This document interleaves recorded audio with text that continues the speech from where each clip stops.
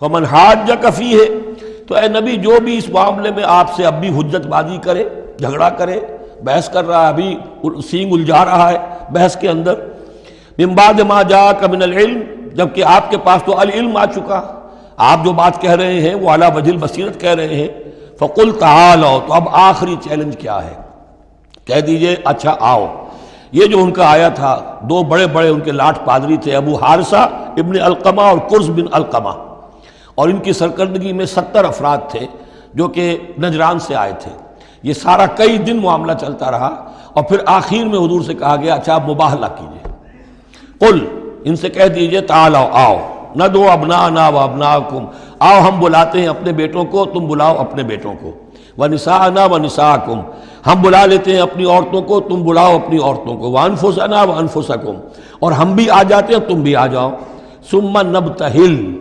پھر ہم گڑ گڑا کر اللہ سے دعا کریں، فنجعل لعنت اللہ علی الکاذبین، تو ہم کہیں کہ اللہ جو ہم میں سے جھوٹا ہو اس پر لعنت کر دے۔ یہ مباہلہ ہے، اور یہ مباہلہ ہوتا ہے کب؟ جب کہ احقاق حق ہو چکے، بات پوری واضح ہو جائے، آپ کو یقین ہو کہ یہ میرا مخاطب جو ہے بات سمجھ گیا ہے، صرف ضد میں اڑا ہوا ہے، اس وقت پھر یہ مباہلہ آخری شے ہوتی ہے، تاکہ ظاہر ہو جائے۔ اگر تو واقعتاً اسے یقین ہے تو وہ مباہلہ کی چیلنج قبول کر لے گا، اور اگر دل میں چور ہے، وہ جانتا ہے کہ حق بات تو اسی کی ہے،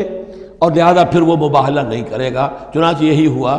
انہوں نے مباہلے سے انکار کیا، فرار کی راہ اختیار کی، اور ایسے ہی چلے گئے۔ فمن حاجک فیہ من بعد ما جاءک من العلم فقل تعالوا ندعو ابناءنا وابناءکم ونساءنا ونساءکم وانفسنا وانفسکم ثم نبتہل فنجعل لعنت اللہ علی الکاذبین ان ھذا لہو القصص الحق، یہ ہے صاف صاف جو بھی سرگزشت ہے صحیح اور حق، وہ یہ ہے، وما من الہ الا اللہ، اور نہیں ہے کوئی معبود اللہ کے سوا، وَإِنَّ اللَّهَ لَهُوَ الْعَزِيزُ الْحَكِيمُ، اور یقیناً اللہ تعالیٰ ہی ہے زبردست اور کمال حکمت والا۔